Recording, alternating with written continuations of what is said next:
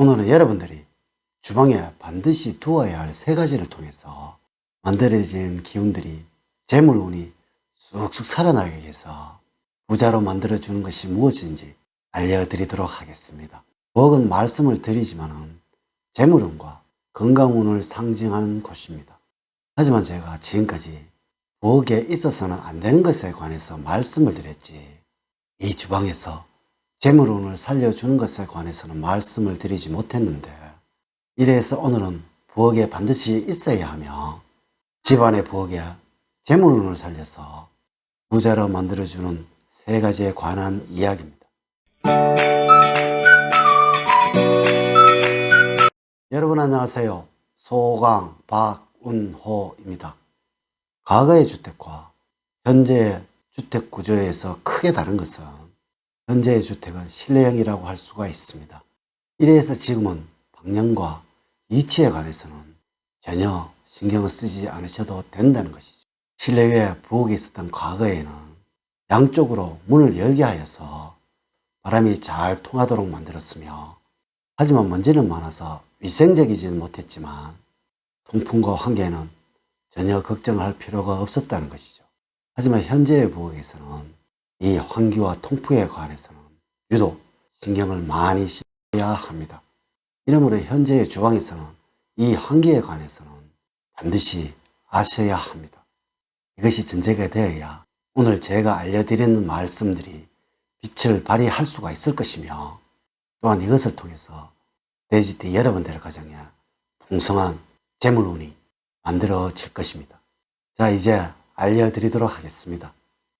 첫 번째로 칼을 놓아두는 칼꽂이입니다. 우리의 풍수학에서는 이런 말을 하고 있습니다. 주방에서 가장 해로운 것을 하나 꼽으라면 이 칼이라고 하고 있다는 것이죠. 반드시 이 칼이라는 것은 주방에서는 절대적으로 있어야 하는 소품입니다.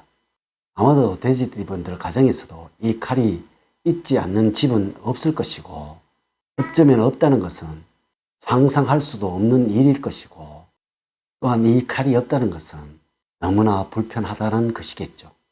이래서 이를 소중하게 보관하는 법을 알아야 할 것이고, 필요해서 반드시 이 칼꽂이가 있어야 한다는 것이죠. 예전에 우리 조상님들은 이 칼이 녹이 쓴다는 것은 집안이 망한다고 했으며 애군과 귀신을 불러온다고 했습니다. 이래서 우리의 전통 무속인들이 사용하고 있는 것이 칼입니다. 현대 심리학적으로도 주부님들이 이 칼에 대해서 두려움을 너무나 많이 가지고 있다는 것이 정설이고, 이 칼을 보고서 심리적으로 괴로움을 느끼는 주부님들이 많다는 것이죠. 혹시 돼지띠 여러분들은 어떠한가요? 이러므로 이 칼을 보이지 않는 곳에 두는 것이 정설이지만 사용할 때마다 꺼내야 하니까 너무나 불편하겠죠. 그러므로 이 칼꽂이 하나를 준비를 하시라고 말씀을 드립니다. 물론 우리 음양학적으로도 이 칼은 강한 은기를 가지고 있는 차가운 물건이라서 주방의 은기를 더욱 강하게 하는 것이라서 이를 드러내지 않도록 만드는 것이 중요한데, 여기에서 가장 적합한 것이 이 칼꽂이라는 것이죠. 이렇게 주방의 기운이 중화가 되지 못한다면 운이 잘 살아나지 못할 것이며, 이로 인해서 집안의 재물운이 상승하는 것은 상상하기가 어렵다는 것이죠. 현대는 이 칼의 종류가 너무나 많습니다. 아마도 주방에 칼이 하나밖에 없는 집은 많지가 않을 것입니다. 생선을 자르는 큰 칼부터 과일을 깎는 작은 칼까지 적게는 서너 개에서 많게는 6개까지 가지고 계실 것입니다.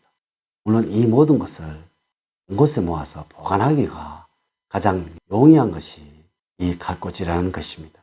이 칼꽂이는 돼지 가정에 재물운이 쑥쑥 자라나도록 만들어 줄 것입니다. 두 번째로 꿀단지를 주방의 상단에 두라는 것입니다. 돼지띠분들 혹시 이러한 말씀을 들어보신 적은 많을 것입니다. 집에 꿀을 발라놓았나, 일이 끝나면은 그렇게 일찍 집에 들어가려고 하냐고 말이죠. 왜 우리의 조상님들은 이런 말씀을 하였을까요? 단지 꿀이 달고 좋아서 이러한 말씀을 하였을까요? 이는 꿀이 그만큼 귀하고 소중한 식품이라는 의미입니다. 이 꿀은 노동력을 통해서 만들어지는 것이라서 노동력의 결과물이라고 할 수가 있다는 것이죠.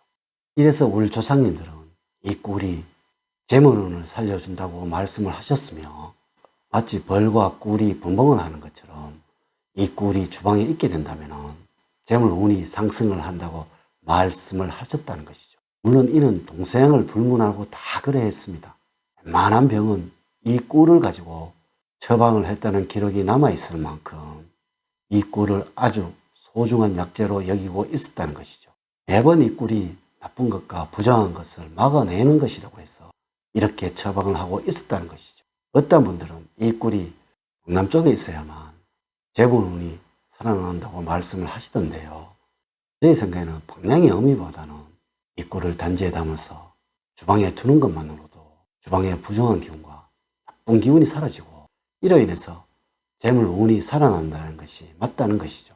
이를 우리의 음양론으로 살펴보더라도 이 꿀은 양의 기운이 강한 식품이고, 물론 이 주방은 집안에서 가장 강한 음기를 가진 장소입니다.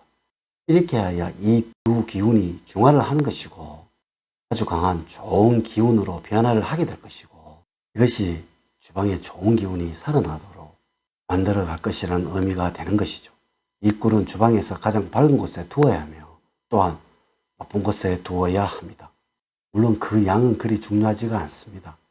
꿀은 그 자체가 황금색이니까 밝은색이 잘 드러나는 아카시아 꿀로 밝은 용기에 담아 두시면 최고입니다.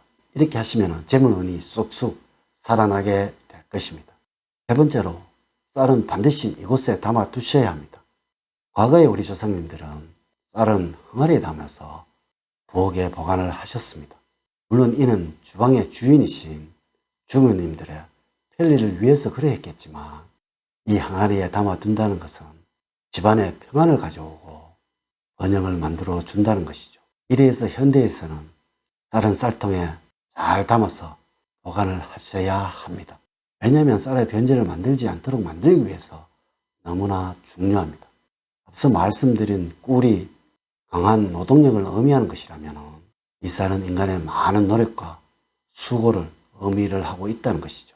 이래서 그 의미가 재물운이 되는 것입니다.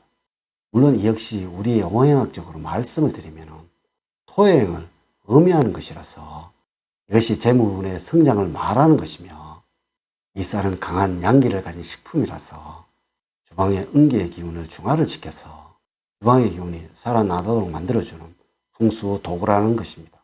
이 쌀을 주방에 두는 것이야말로 재물운이 상승한다고 하는데, 이 쌀을 담아두기 위해서 반드시 이 쌀통이 필요하다는 것이죠. 이는 쌀을 존중한다는 의미이기도 합니다. 이래서 너무 비싸지 않더라도 또한 작더라도 쌀통을 주방에 두시도록 하세요. 오늘은 주방에서 재물운이 쑥쑥 자라나도록 하는 세 가지를 알려드렸습니다. 오늘 제가 알려드린 이야기가 도움이 되셨다면 좋아요, 구독, 알림 설정을 부탁드립니다. 저는 늘 돼지띠 여러분들 가정에 사랑과 행복이 넘치는 삶을 만들어드리도록 노력을 하겠습니다. 다음 시간에는 더 좋은 영상으로 인사를 드리도록 하겠습니다. 감사합니다.